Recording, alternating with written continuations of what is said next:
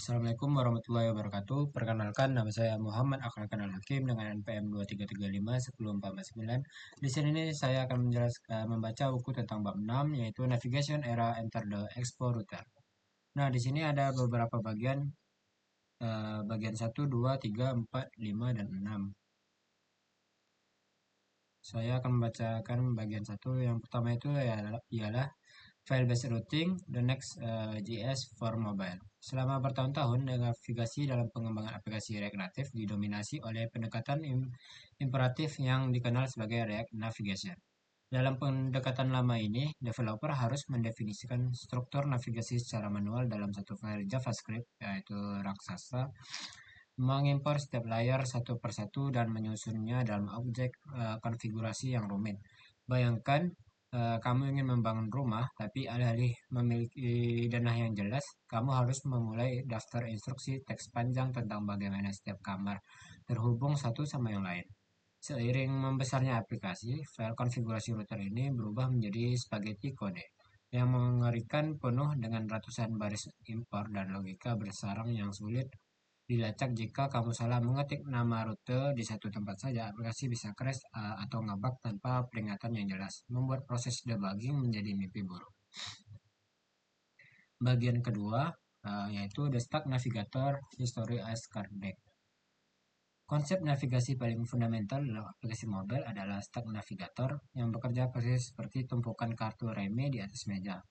Ketika kamu membuka aplikasi dan menekan sebuah tombol untuk pindah ke layar baru tersebut tidak menggantikan layar lama, melainkan diletakkan atau di-push di atas layar lama sehingga tidak tampak. Layar lama masih ada di sana, hidup di memori, menunggu di bawah tumpukan untuk dipanggil kembali. Ini berbeda dengan navigasi web tradisional di mana halaman baru biasanya menggantikan halaman lama sepenuhnya. Mekanisme tumpukan ini memberikan pengalaman pengguna UX yang natural, di mana pengguna merasa masuk lebih dalam ke dalam aplikasi dan bisa kembali ke permukaan kapan saja. Bagian ketiga yaitu tabs and layout atau bisa dibilang parallel universe.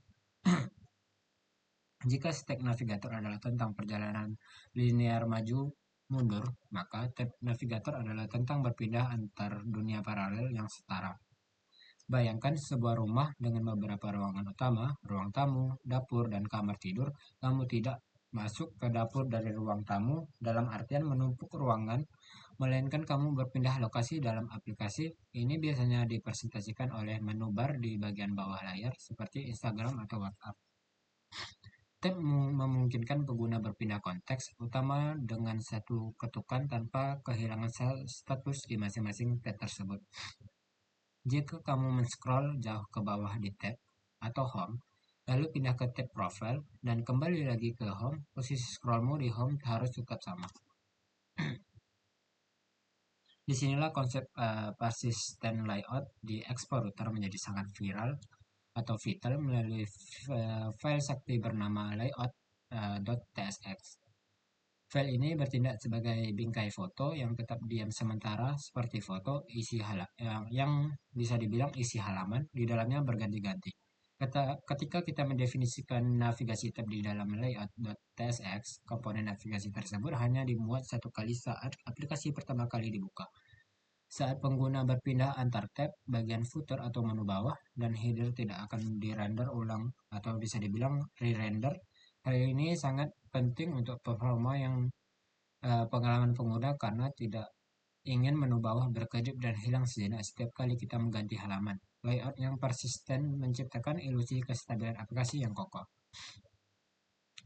Terus kita lanjut ke bagian 4 yaitu dynamic router dan slugs. Dalam aplikasi nyata kita jarang membuat halaman statis yang berdiri sendiri.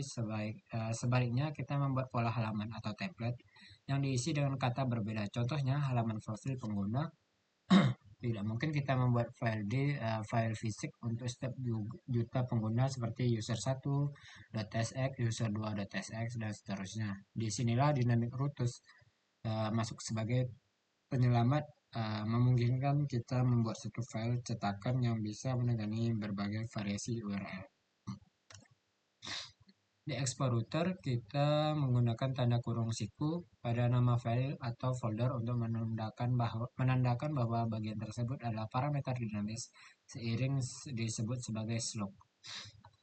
Jika kamu membuat file dengan nama id.tsx di dalam folder user, maka rute ini akan cocok untuk URL apapun yang memiliki pola user garis miring 123 atau user garis miring bambang. Tersebut akan ditangkap sebagai parameter bernama id. Konsep ini mirip dengan variabel dalam aljabar. F dalam kurung x sama dengan y, di mana x bisa berupa apa saja, seperti explorer secara cerdas memperparsing URL tersebut dan menyediakan nilai parameter itu ke dalam komponen melalui hook khusus. Ini mengubah cara kita memandang file. File bukan lagi sekadar halaman statis, melainkan fungsi yang menerima input dan dari URL menghasilkan output tampilan yang sesuai. Selanjutnya kita akan menjelaskan bagian 5, yaitu tentang deep linking. Deep linking adalah konsep yang sering dianggap mistis dan sulit oleh banyak pengembang atau mobile, namun sangat vital untuk pertumbuhan aplikasi secara sederhana. Deep linking adalah tautan URL yang ketika diklik di HP, misalnya dari email, WhatsApp, atau browser, akan membuka aplikasimu dan langsung membawamu ke halaman spesifik di dalamnya.